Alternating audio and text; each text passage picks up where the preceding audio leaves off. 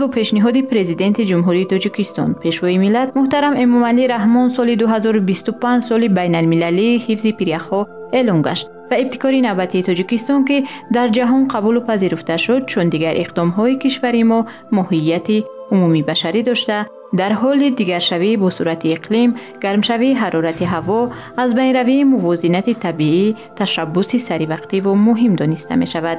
باید بر روند آمادگی به کنفرانسی در پیش ایستاده، تشبث‌هایی که در حاشیه این سال عملی خواهند شد و دیگر اقدام‌های بین المللی تاجیکستان که تا این دم قبول گردیده بودند صحبت داریم با سراج الدین مهرالدین، وزیر کارهای خارجه جمهوری تاجیکستان. تشکر زیاد محترم وزیر برای وقت جدا کردن برای مصاحبه. 60% ذخیره‌های آبی منطقه آسیای مرکزی محض در تاجیکستان تشکل می‌یابد و بیش از 13000 پیریخ در حدود جمهوری ماست. یعنی مشکلی در سمت ذخیره و دسترسی به آب نداریم. اما نوابسته به این تاجیکستان در سمت قبول قطعنامه و چاره‌اندیشی‌ها در این بخش تشبثکار و پیش‌صف است. می‌توان گفت که این یک اقدام سازنده به خاطر اهل بشر است. تشکر. البته برای ما مایه افتخار است که جامعه جهانی تشبث‌های بین المللی پیشوای ملت پرزیدنت جمهوری تاجیکستان محترم امامعلی رحمان رو در ساحه‌های آب و اقلیم برای اهل بشر و به صفت ابزار مهمی تامینگر حیات شایسته انسانیت اعتراف می‌کند. تا حال 5 تشبث تاجیکستان از جمله سال 2003 سال بین المللی آب تازه، سالهای 2005 2015 10 ساله بین المللی عمل آب برای حیات، سال 2013 سال بین المللی همکاری در ساحه آب، 10 ساله بین المللی عمل آب برای رشد استوار، سالهای 2018 2028 و سال 2025 سال بین المللی حفظ پیریخو از جانب جامعه جهانی استقبال گرم پیدا نمودند. زیرا هدف‌های محوری این تشبث‌ها رفع مشکلات گلوبالی سیاره از جمله نورسایی آب و حل مسائل تغییرآبی اقلیم است که در صورت بی‌توجهی می‌توانند در پی خود فاجعه‌های انسانی را به بار آورند. مثلا طبق معلومات نهادهای سوئوی سازمان ملل از تمام آب‌های روی زمین همگی 0.4% آن قابل استفاده و نوشیدنی است. در جهان تقریبا 2.2 میلیارد نفر آدمان به خدمت رسانی آب نوشاکی به خطر دسترسی ندارند و زیاده از 2 میلیارد نفر در کشورهای از لحاظ مشکلات آب آسیب پذیر زندگی میکنند. از سوی دیگر اهمیت تشبث‌های پیشوای ملتمان وابسته به آب و اقلیم در آن ظاهر می‌گردند که پیش از همه با تحکیم و تنظیم مناسبت‌ها در این ساحه حیاتاً مهم نگرانیده شده نظر نو را در استفاده ذخیره‌های آب در منطقه و جهان تشویق می‌نمایند و برای نائل شدن به هدف‌های رشد استوار زمینه پایدار می‌گذارند. سیاست خارجی جمهوری تاجیکستان نسبت به مشکلات بین المللی مربوط به ساحه آب نیز محض در زمینه همین مفهوم تشکل یافته با همه دولت و سازمان‌ها همکاری‌های سازنده و سودمند به راه مانده شده است. با تکیه به سیاست درهای گشوده دولت ما روش خاص دیپلماتی خود را دریافت و امروز نه تنها در حل مسائل منطقوی و جهانی اشتراک فعال دارد بلکه در عرصه بین المللی با حیث یک کشور پیشصف و پیشبرنده تشبث‌های اهمیت گلوبالی داشته اعتراف گردیده است. آیا تشبث نوبتی پرزیدنت جمهوری تاجیکستان محترم امامعلی رحمان در مسئله پیریخو و تحکیم موقع کشور در سمت دیپلماتی اکولوژی و اقلیمی مساعدت می‌نماید؟ باید تاکید نمایم که از روزهای اول صاحب استقلالی جمهوری تاجیکستان و منظور تأمین شناخت هرچی بیشتر کشور عزیز ما و تحکیم موقع آن در عرصه بین المللی توسط راه اندازی تشبث‌های جهانی تلاش‌های زیاد کرده است. محض با شرافت سیاست خردمندانه پیشوای ملت محترم امامعلی رحمان و تاجیکستان میسر شد که дар баробари кишварҳои дигари мутамаддини олам дар ҳалли масъалаҳои рӯзномаи ҷаҳонӣ саҳмгузор бошад. тавре аллакай мардуми кишварамон медонанд 14 декабри соли 2022 маҷмӯаи умумии Созмони Милали Муттаҳид дар иҷлоси 77-уми худ лоиҳаи қадномаро зери унвони 2025 соли байналмилалии ҳифзи пиряхҳо ки аз ҷониби Тоҷикистон пешниҳод шуда буд, бо иттифоқи оро қабул намуд. Ба ин васила иқдоми ҷаҳонии навбатӣ, яъне панҷуми пешвои миллат президенти ҷумҳурии Тоҷикистон муҳтарам Эмомалӣ Раҳмон пазируфта шуд. Он яке аз қадномаҳои беназир ба ҳисоб меравад, зеро дар он ҳам эълони рӯзи ҷаҳонӣ ва ҳам соли байналмилалӣ дарҷ гардидааст. дар ҳошияи соли ҳифзи пиряхҳо 2025 ва рӯзи ҷаҳонии пиряхҳо ҳамасола 21 март чандин ҳамоиш дар Тоҷикистон ва дигар кишварҳои ҷаҳон баргузор мегардад, ки дар ҳамаи онҳо Тоҷикистон дар масъали ҳалли мушкилоти обу иқлим соҳиб ташаббус ва пешсаф муаррифӣ мегардад ва мудирияти ин нишастҳоро дар ихтиёр хоҳад дошт. мусаллам аст, ки ин раванд дар боло рафтани имиҷи сиёсии кишвари мо дар арсаи ҷаҳонӣ ва таҳкими мавқеи он дар самти дипломатияи экологӣ ва иқлимӣ хеле таъсиргузор хоҳад буд. Тоҷикистон дар доираи соли байналмилалии ҳифзи пиряхҳо то ин замон дар сатҳи ҷаҳонӣ кадом ҳадафҳои мушаххасро барои ҳифзи пиряхҳо ва мудирияти устувори захираҳоёб пешниҳод кардааст?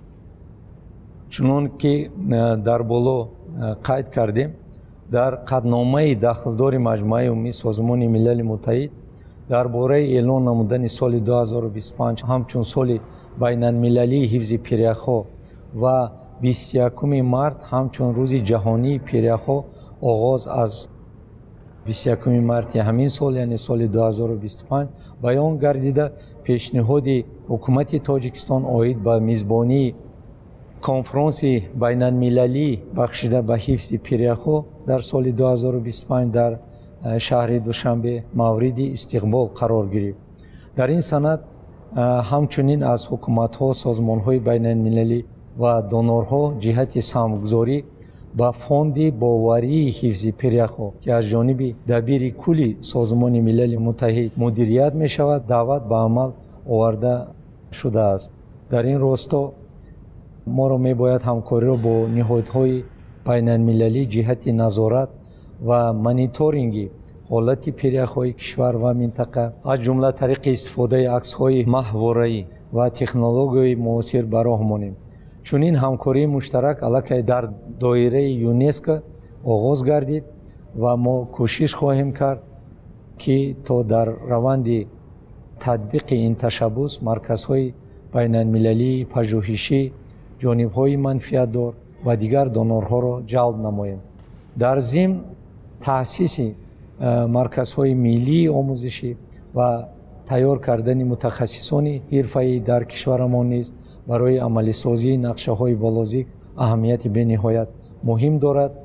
айни замон раванди омодагӣ ҳам ба таҷлили соли байналмилалии ҳифзи пиряхҳо ва ҳам ба ташкили конфронси байналмилалӣ дар шаҳри Душанбе дар сатҳҳои миллӣ, минтақавӣ ва байналмилалӣ идома дорад. дар мавриди омодагӣ ба соли байналмилалӣ кишвари мо ҳамкории густурдаро бо созмонҳои бонуфузи байналмилалӣ аз қабили ЮНЕСКО ва Созмони ҷаҳонии обу ҳавошиносӣ ба роҳ монда дигар корҳои мушаххасро низ анҷом медиҳад. ҳамчунин ба мақсади таҷлили бо муваффақонаи соли байналмилалӣ ва ташкили конфронси сатҳи баланд, кумитаи байналмилалии машваратӣ аз ҳисоби коршиносони бонуфузи ҷаҳонӣ таъсис дода шуд. илова бар ин, зери ҳамраисии Тоҷикистон ва Аргентина аз ҳисоби намояндагони доимӣ ва сафирони кишварҳои фаъоли узви Созмони Милали Муттаҳид дар қароргоҳи Созмони Милали Муттаҳид дар шаҳри Ню-Йорк гурӯҳи дӯстони пиряхҳо таъсис дода шуд.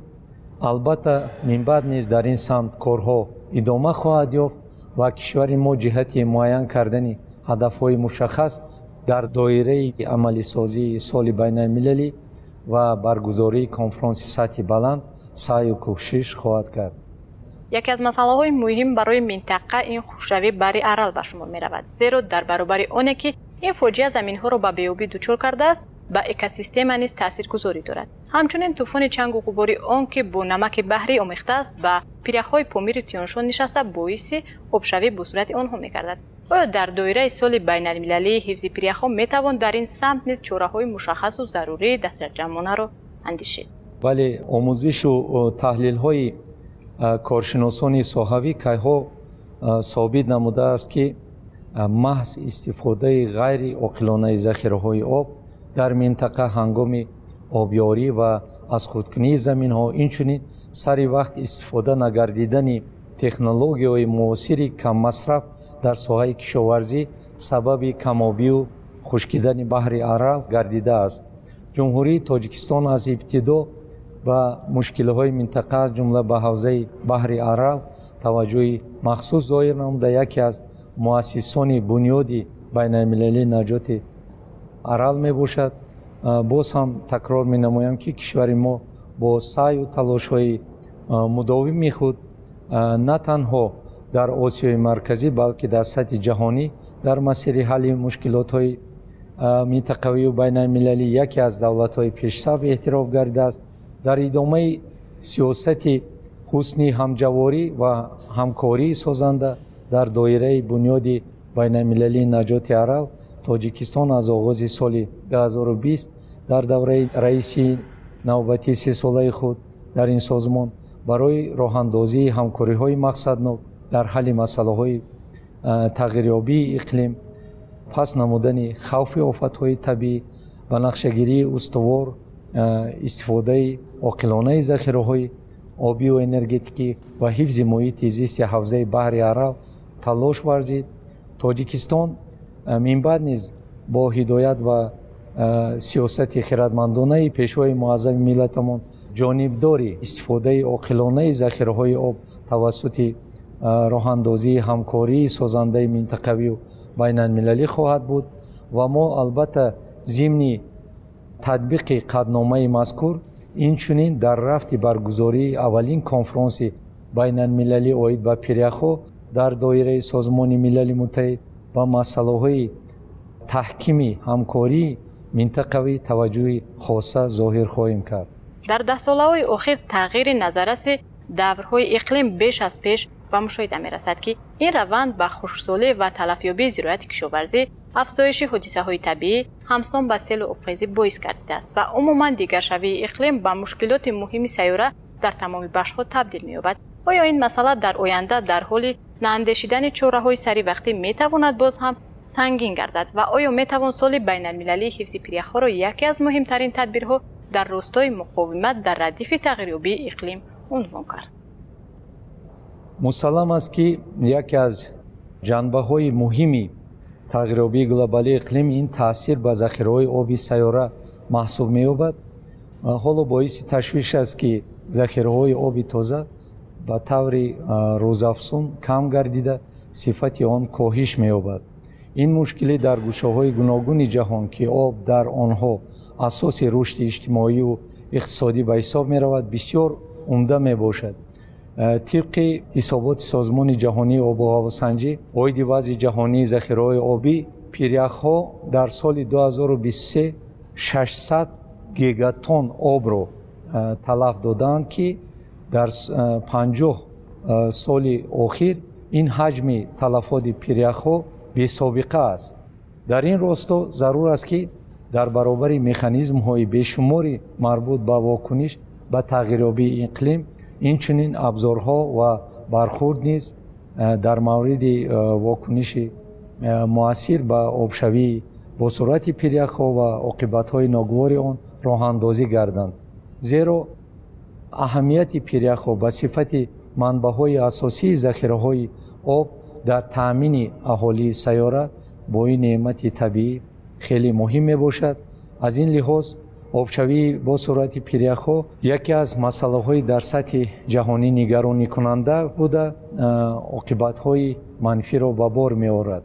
بنابراین تشبس‌های سرور دولت ما راجع ба ҳифзи пиряхҳо ва рафъи норасоии об аз сӯи ҷомеаи ҷаҳонӣ саривақтӣ арзёбӣ шуда аҳли башарро аз дигаргуниҳои ҷиддии табиат хушдор дод.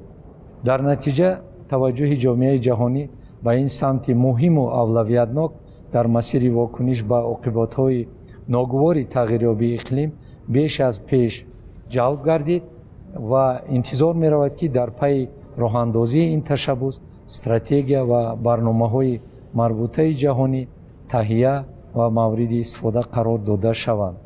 бубинед ки партавҳои гулхонаӣ дар миқёси ҷаҳон дар соли 2023 53 миллиард тоннаро ташкил дод ки аз ин миқдор танҳо 0,4% он ба Тоҷикистон рост меояд. яъне ки яке аз сабабҳои обшавии пиряхҳо ин зиёд шудани партавҳои гулхонаӣ мебошад. бинобар ин яке аз роҳҳои пешгирии обшавии глобалии пиряхҳо ин татбиқи чораҳои муштараки кишварҳои ҷаҳон барои кам кардани ин партавҳо мебошад.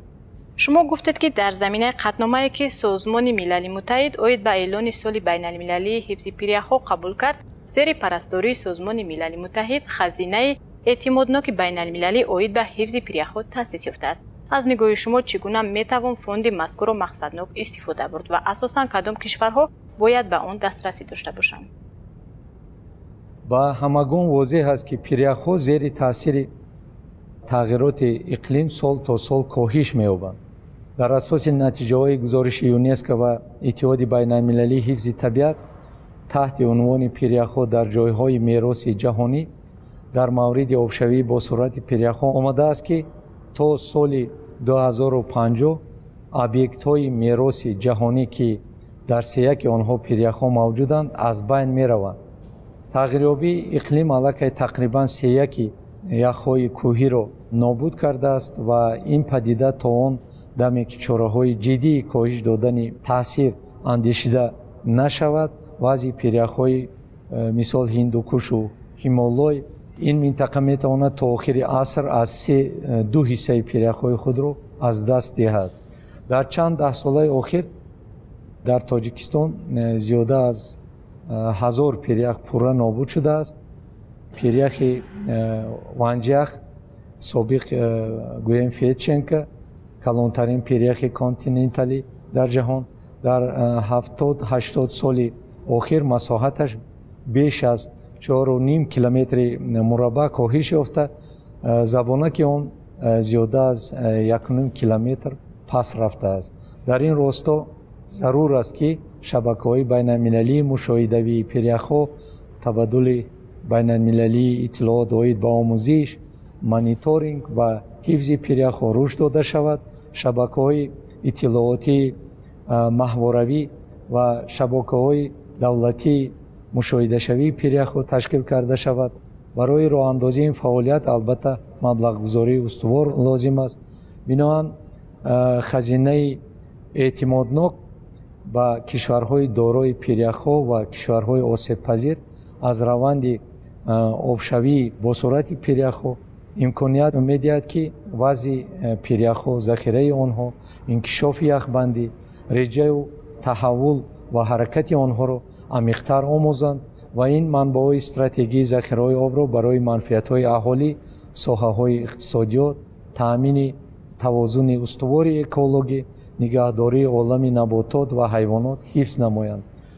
вобаста ба ин кишвари мо бо кумитаи ҳидояткунандаи гурӯҳи дӯстони пиряхҳо ҳамкории зишро ба роҳ монда ба мақсади ҷалби бештари маблағҳо ба фонди мазкур аз кишварҳои узв ва тарафҳои манфиатдор барои саҳмгузорӣ ба он даъват ба амал оварда истодааст. мавриди зикр аст ки ҷумҳурии Тоҷикистон аввалин шуда ба фонди мазкур саҳми молиявии худро гузошт. дар баробари эълони соли байналмилалии ҳифзи пиряхҳо маҷмӯаи умумии созмони милали муттаҳид бо ташаббуси Тоҷикистону Фаронса қатномаи дигареро оид ба эълони солҳои 2025-2034 ҳамчун 10 солаи амал оид ба дастгирӣ аз илмҳои яхшиносӣ қабул намуд. оё аллакай ба нақша гирифта шудааст ки бояд чӣ тадбирҳо дар ин доира андешида шавад? аз ҷумла кишвари мо чӣ пешниҳодҳо дар ин 10 сола дорад?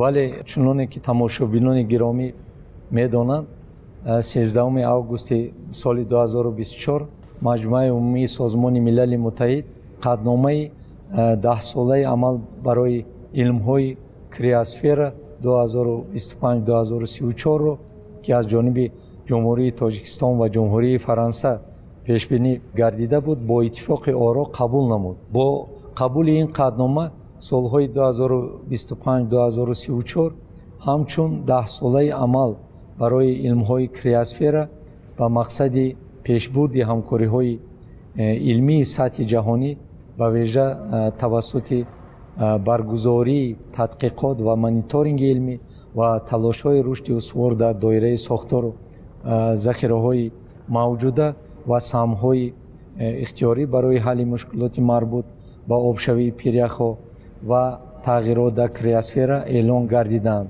Бинобар ин дар ин қаднома аз тамоми кишварҳои узви созмони милал, созмонҳои байналмилалию минтақавӣ даъват ба амал оварда шудааст ки дар ҳама сатҳҳо табодули таҷриба ва донишро ба роҳ монанд. Ба ин раванд дар баробари кишварҳо ва созмонҳо ҳамчунин мардуми бумӣ, аҳли илм, ҷомеаи шаҳрвандӣ, бахши хусусӣ ва ғайра ҷалб хоҳанд шуд. дар ин росто ба масъалаҳои баланд бардоштани сатҳи огоҳӣ дар бораи 10-солаи мазкур ва аҳамияти пиряхҳо, барф ва ях дар низоми иқлим ва гардиши гидрологӣ, инчунин таъсири иқтисодӣ, иҷтимоӣ ва экологии он таваҷҷӯҳи хоса дода мешавад. бо пешниҳод ва татбиқи минбаъдаи ташаббусҳои ҷаҳонии роҳбари давлати мо оид ба масоили обу иқлим ба мо муяссар шуд ки дарку фаҳмиши навро дар истифодаи захираҳои об эҷод созем. обро дар баробари манбаи асосии ҳаёт будан, ҳамчунин тавлидгари энергияи аз лиҳози экологӣ тоза муаррифӣ намоем. мафҳуми ҳамбастагии обу энергетика ва манфиати иқтисодии он баҳри шукуфоии кишварамонро, кишварҳои дигарро низ дар доираи созмони милал тасдиқ кунем. омодагиҳо ҷиҳати баргузории аввалин конфронси байналмилалии сатҳи баланд оид ба масъалаҳои ҳифзи пиряхҳо дар шаҳри Душанбе чӣ гуна ҷараён дорад? иштироки намояндагони кишварҳои мухталиф ва коршиносон то чӣ ҳад дар назар аст? раванди омодагӣ ба ин ҳамоиши муҳими байналмилалӣ бо маром идома дорад ва айни ҳол аз ҷониби вазорати идораҳои соҳавии ҷумҳурӣ корҳои омодагӣ ҷараён дошта дар ин раванд тадбирҳои зарурӣ амалӣ шуда истодааст. то имрӯз лоиҳаи қарори ҳукумати ҷумҳурии Тоҷикистон дар бораи омодагӣ ва баргузории конфронси байналмилалӣ оид ба ҳифзи пиряхҳо ва нақшаи чорабиниҳо оид ба амалисозии соли 2025 соли байналмилалии ҳифзи пиряхҳо таҳия гардид. дар ин росто ҳамчунин кумитаи тадорукот таҳти роҳбарии сарвазири ҷумҳурии Тоҷикистон таъсис дода шуд ки дар доираи он аллакай масъалаҳои асосии вобаста ба корҳои ташкилию ташрифотӣ баррасӣ гардид.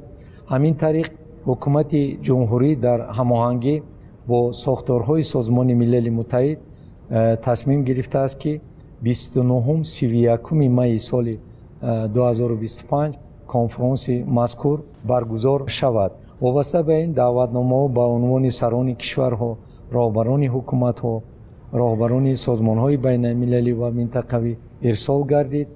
мо умед дорем ки намояндагони воломақоми кишварҳои узви созмони милали муттаҳид, созмонҳои бонуфузи байналмилалию минтақавӣ, доираи олимону коршиносон, ҷомеаи шаҳрвандӣ, намояндагони васоити ахбори омма ва дигар доираҳои манфиатдор дар кори конфронс ширкат намоянд. тасмими мо ин аст ки барномаи конфронс ва санадҳои ниҳоӣ аз натиҷаи он қабулшаванда фарогир бошад. дар баробари масъалаҳои марбут ба обшавии пиряхҳои кӯҳӣ, инчунин вазъу мушкилии пиряхҳои қутбӣ ки дар онҳо 70% захираҳои оби нӯшокӣ маҳфузанд, низ мавриди баррасии амиқи иштирокдорон қарор гирад. мо ҳамчунин таваҷҷӯҳи махсусро ба масъалаи оқибатҳои ногувори اجتماعی و اقتصادی آبشوی با صورت پیریخ‌ها روانه خواهیم کرد، چون نقش کشورها در نگاه داشتن موازنت جهانی اکولوژی و حل مشکلات آب مهم بوده. آبشوی با صورت آن سبب سر زدن آفت‌های طبیعی، تنزل نباتات و حیوانات، کوچش مردم و حیوانات وحشی می‌گردد. در مجموع آبشوی پیریخ‌ها به حیات انسانیت و رسیدن به هدف‌های رشد استوار عاقبت‌های ناگوار به بار می‌آورد. ما کوشش نموده ایستادیم که اشتراکداران را از تمام گوشه و کنار دنیا به هم بیاریم و دوشنبه را به مرکز مکالمه جهانی در این موضوع تبدیل دهیم. این همایش در برابر حفظ مقام پیشصفی تاجیکستان در حل مسائل آب و اقلیم همزمان امکان فراهم می‌آورد که ما مهمانان و دیگر شریکان را به کشور دعوت نموده به این وسیله ساحه‌های جالب سرمایه‌گذاری، ظرفیت‌های سیاحی و ارزش‌های فرهنگی و تمدنی خود را در سطح ارزنده معرفی و تبلیغ نماییم. قابل قید است که یک روز قبل از آغاز رسمی کنفرانس با اشتراک هیئت‌ها فورum‌های مقدماتی دایر به جنبه‌های گوناگون مسائل آبشوی با سرعت پیریخ‌ها برگزار می‌شود. در این راستا همچنین از جانب حکومت جمهوری تاجیکستان در همکاری با شریکان بین‌المللی چاره‌بینی‌های کناری، میزهای مدور، نمایشگاه‌ها و دیگر همایش‌های موضوعی تشکیل کرده می‌شود. از نتیجه کنفرانس 3 سند نهایی قبول می‌شود، از جمله اعلامیه دوشنبه، حسابات همرئیسان و مراجعتنامه اشتراکداران کنفرانس. در این سندها پیشنهادهای مشخص جهت اندیشیدن چاره‌های ضروری و مراجعت برای تهیه نقشه‌های عمل، راهکارها و دیگر برنامه‌های مربوطه درج می‌گردد. پوشیده نیست که تاجیکستان با راه‌اندازی این تشبوس نیت دارد که در برابر دو روند بین‌المللی، یعنی که روند آبی دوشنبه و روند دوشنبه آید به مبارزه علیه تروریسم، یک روند دیگر و یا پلتفرم‌های نوی را جهت واکنش مؤثر به مسئله آبشوی پیریخ آغاز نماید و طریق برگزاری چاره‌بینی‌های بین‌المللی در این موضوع نقش پیشصفی خود را حفظ و جاناگ نماید. تشکر زیاد محترم وزیر. باوری داریم که از این صحبت ما بینندگان معلومات خیلی لازمه رو برای خود میگیرن. با شما سپاسگزاریم برای توجه به این مسائل سطحی گلوبالی. ما نیز بر آن اندیشه‌ایم که معرفی و ترغیب سیاست راهبری دولتمان و تشبس‌های سطح جهانی در ساحه آب و اقلیم برای جامعه کشورمان و فراتر از آن همیشه مهم خواهد ماند. تشکر میکنم. واقعا هم کشور ما در سمت دیپلماتی اکولوژی در سطح جهانی پیشگام بوده. تشبس‌های رهبریت عالی سیاسی تاجیکستان ماهیت عمومی بشری دارند. زیرا روند فعلی تغییریابی اقلیم و گرمشوی حرارت هوا به همه بخش‌ها تاثیرگذاری داشته، در حال نااندیشیدن چاره‌های سری‌وقته وضعیت می‌تواند سنگین‌تر و مشکل‌تر برای بشریت گردد. از این رو انتظار می‌رود که در میدان مباحثه و محاکمه کارشناسان سطحی بین‌المللی که در حاشیه کنفرانس بین‌المللی در جمهوری تاجیکستان تشکیل می‌گردد، راه‌های برخورد با این روند، حفظ پیریخ‌ها که منبع اساسی آب تازه در سیاره‌اند، دریافت و مسئله‌های کلیدی در این سمت راه حل خود را پیدا خواهند کرد.